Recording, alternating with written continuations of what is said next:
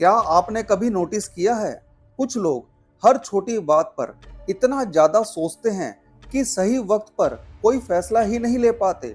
और वहीं कुछ लोग बिना सोचे समझे कुछ भी बस बोल देते हैं और फिर बाद में पछताते हैं, यार ये मैंने क्या बोल दिया। वैदिक ज्योतिष कहता है, कई बार इसका संबंध आपकी आदतों से नहीं होता, यह सीधा खेल उस ग्रह का है जो आपके दिमाग का थिंकिंग इंजन है, यानी कि बुध। राहु भ्रम पैदा करता है, केतु दुनिया से काटता है और चंद्रमा आपके इमोशंस को कंट्रोल करता है।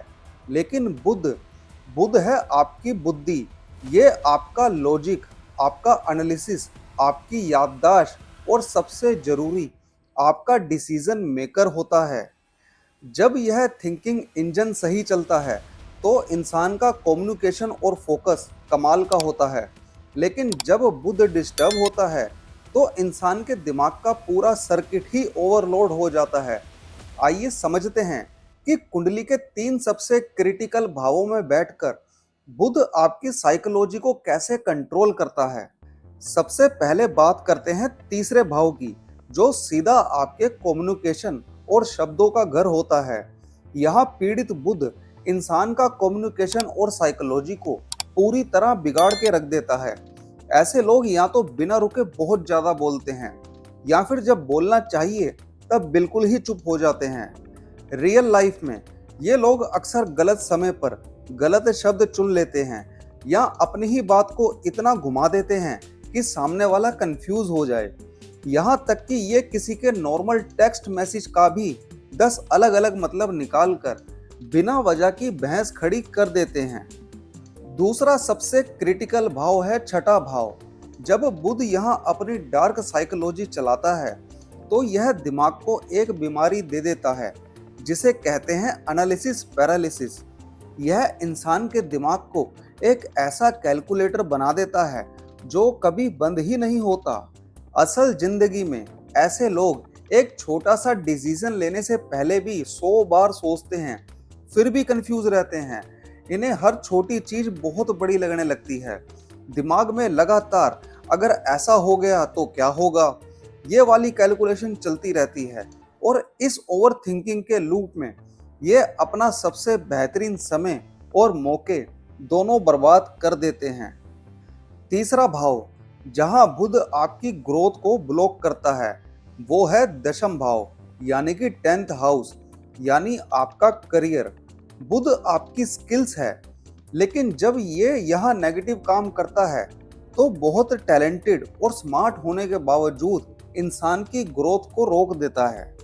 रियल लाइफ में ये लोग वो हैं जो या तो बार बार गलत करियर चुनते हैं या फिर इंटरव्यू में सब कुछ आते हुए भी सही से एक्सप्लेन नहीं कर पाते। इनका काम बहुत शानदार होता है, लेकिन अपनी कम्युनिकेशन और प्रेजेंटेशन की कमी के कारण इनका प्रमोशन अक्सर ऐसे गलत इंसान को मिल जाता है जो सिर्फ बातें बनाना जानता है, काम करना कुछ नहीं। लेकिन यहाँ हम इस लॉजिकल बुध के साथ सबसे बड़ी गलती क्या करते हैं। आपने अक्सर ऐसे लोगों को देखा होगा जो बोलते हैं, मैं बहुत इंटेलिजेंट हूँ, मेरे पास तो बहुत लॉजिक है, मैं हमेशा सही हूँ। इसे कहते हैं मरकरी ईगो या लॉजिकल ट्रैप। ये लोग हर चीज में सिर्फ तर्क यानी लॉजिक ढूंढते हैं और भावनाओं को बेवकूफ़ी मानते हैं। लेकिन याद रखिए, नॉलेज का मतलब विजडम नहीं होता।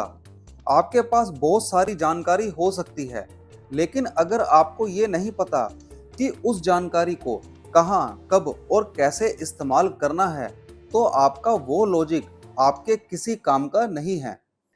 इसीलिए अगर आपका थिंकिंग इंजन ओवरहीट हो रहा है तो आज से ही इस एक रूल को अपनी जिंदगी का हिस्सा बना लीजिए। पहले सोचो, फिर बोलो और फिर फैसला लो। अपने बुध को मजबूत और शांत करने के लिए प्रैक्टिकल आदतें डालिए, किताबें पढ़िए, अपने विचारों को डायरी में लिखिए ताकि ओवर थिंकिंग से बाहर निकल सकें। बोलने से पहले ज़्यादा सुनने की आदत डालिए और किसी भी बात पर तुरंत रिएक्ट करने से पहले उसके फैक्ट्स को वेरीफाई कर लीजिए। अब मुझे कमेंट्स में पूरी ईमानदारी से बताइए बुध की इस साइकोलॉजी में से आपके साथ सबसे ज्यादा क्या होता है? हद से ज्यादा ओवर थिंकिंग, डिसीजन लेने में कंफ्यूजन या कम्युनिकेशन प्रॉब्लम्स? और अगर आप गहराई से ये समझना चाहते हैं कि आपकी जन्म कुंडली में आपका बुध किस भाव में बैठकर आपके डिसीजन मेकिंग इंजन को डिस्टर्ब कर रहा है, तो आप अपने पर्सनल चार्ट एनालिसिस के लिए मुझे व्हाट्सएप कर सकते हैं। राधे राधे।